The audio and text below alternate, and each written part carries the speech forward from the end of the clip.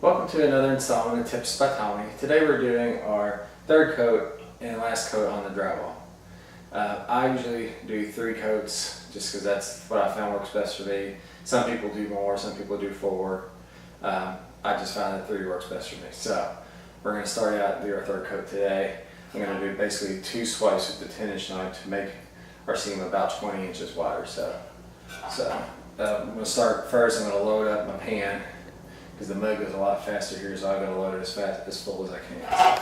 And you were just telling me that you've gone through, we're doing 2 rooms, and you've gone through quite a few buckets of this mud. About how many buckets, if someone was doing like 1 bedroom, about how many buckets would they need to buy to do 3 coats? I've probably gone through about 4. I've gone through about 4 so far, 4.5.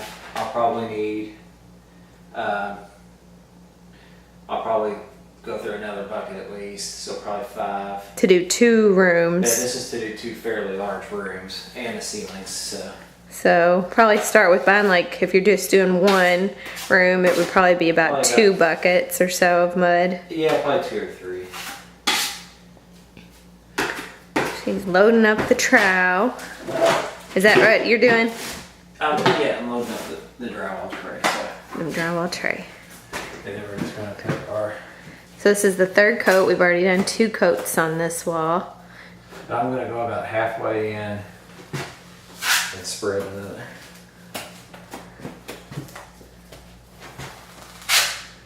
I'm going to make this a fairly thin coat, because we're mostly just filling on this last one. We're just trying to get the seam out a little wider, so that way it tricks your eye so that you don't see that hump. And we're filling in imperfections too. So I try to get this coat pretty good so that I don't have to do as much sanding. So. Okay. Sanding's the worst part for me. Because if you do too much in the center and you don't bring it out far like that, then your wall will always look like it has kind of a bump where that seam is. It tries to keep it from seeing that hump. So about how wide do you think you went out here? It looks like it's about... This is a 10-inch knife, so this is about 20 inches. 20 inches, okay.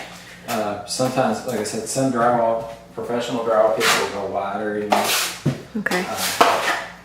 This works pretty decent for me, so.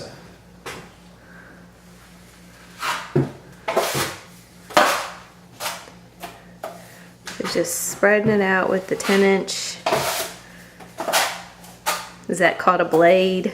It's a knife. A knife. 10-inch drywall knife. So I'm just spreading it on. And just making sure it doesn't have any little hot marks in the middle. They look like little bubbles.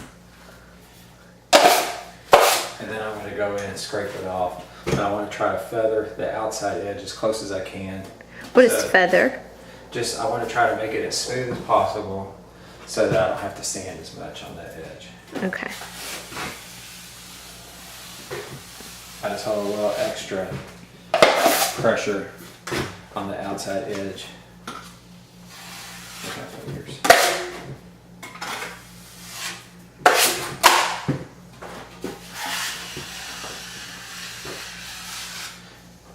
I can do it pretty easily on the walls, but on the ceiling I have a lot harder time because it's hard to get good pressure on the ceiling, so I wind up having to sand a little more on the ceiling.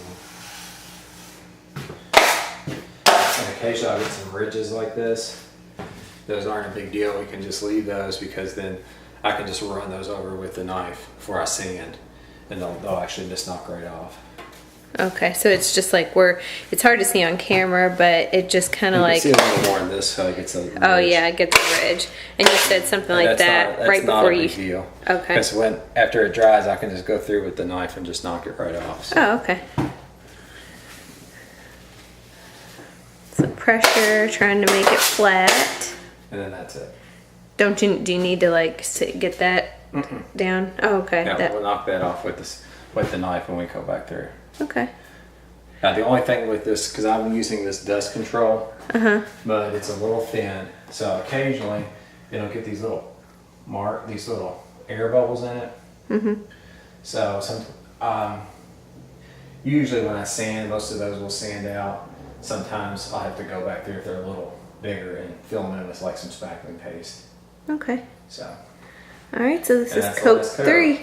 And make sure you have your masseuse or your massage therapist on hand, because when you do this kind of work, your back can tend to hurt, especially when you're doing ceilings. The walls aren't so bad, but ceilings always bother me.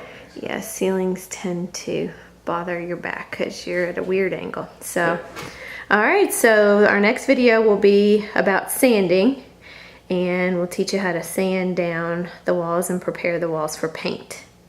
So thanks for watching. Tips by Tommy. Say bye, Tommy. Thanks for tuning in.